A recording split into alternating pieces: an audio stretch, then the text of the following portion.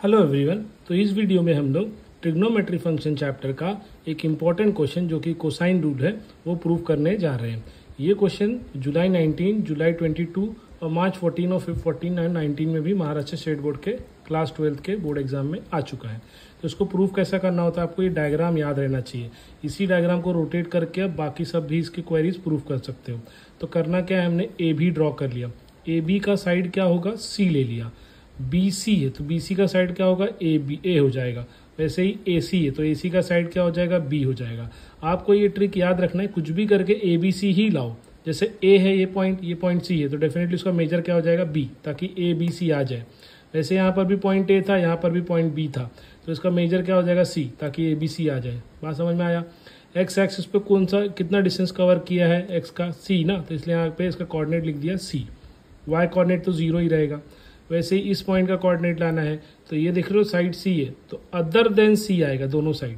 तो दोनों साइड क्या होगा, बी बी आ गया और एक एंगल ए हो जाएगा। मतलब ये अगर पॉइंट सी है तो इसका एंगल क्या होगा, ए, और साइड क्या हो जाएगा, बी। इसलिए बी कॉस ए, क्योंकि एक्स एक्सिस का हमेशा ये क्या होता है, कोऑर्डिनेट कॉस होता है, और वाई एक्सिस का क्या होता है, साइन होता है।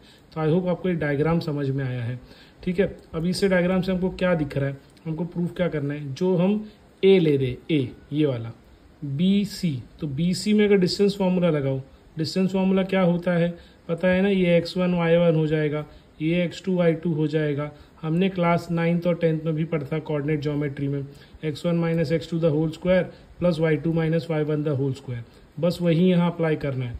ये x1 है, ये y1 है, ये x2 है, ये y2 है। तो हम क्या करेंगे, x1 माइनस x2 मतलब c माइनस बी कॉस है। देखो x1 माइनस x2 आ गया। ए पॉइंट को ले रहे हैं, ए पॉइंट क्या है, बी सी स्क्वायर है। अब वैसे ही ये y1 है 0 और बी साइन है क्या है, y2 है। तो देखो 0 माइनस बी साइन है। आई बात समझ में।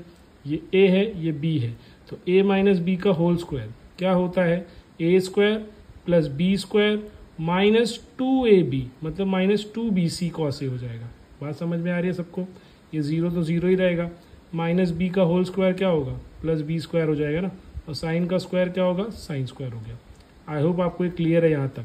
ये बी स्क्वायर साइन स्क्वायर ये देख रहे हो, इसको आगे ला दो, ये माइनस 2bc को पीछे कर दो। दोनों में बी स्क्वायर कॉमन है तो हमने बी स्क्वायर कॉमन ले लिया, तो क्या बचेगा, साइन स्क्वायर ए प्लस स्क्वायर स्क्वायर ए। साइन स्क्वायर ए प्लस कॉस स्क्वायर क्या होता है, 1 होता है, इसलिए सिर्फ क्या बचेगा इधर, बी स्क्वायर। ये 2bc कॉस ए ऐसे का ऐसे ही रहेगा।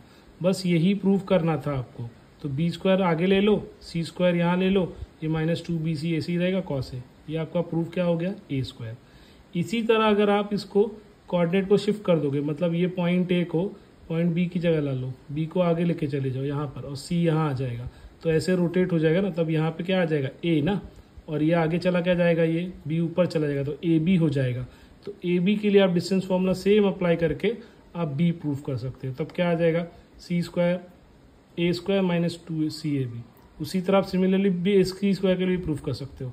तो इसी तरह डिस्टेंस फॉर्मूला हर बार लगा के एक बार आप ए बी के लिए प्रूफ कर दोगे तो इसी ए सी के लिए भी आप एक बार प्रूफ कर दोगे। ठीक है, तो ये ऐसे करके बोर्ड एग्जाम में 4 मार्क के लिए आता है। तो आई होप आपको ये क्लियर हो गया होगा। Thank you.